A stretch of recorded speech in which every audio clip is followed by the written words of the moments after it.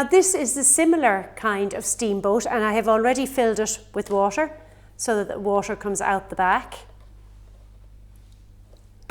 And I have 2 candles. This one is made with a sardine can, and it's also made with a piece of piping, metal piping, and the back has been, I've used hot glue to make sure that it's sealed.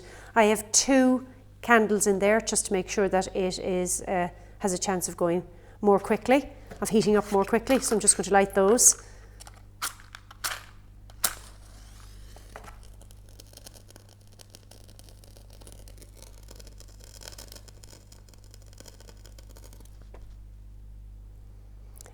And once the water in here has been heated up, it should come out as steam at the back, and again it's a putt-putt boat. You should hear the sound of the putt-putt as the steam comes out the back and as the boat is propelled forward.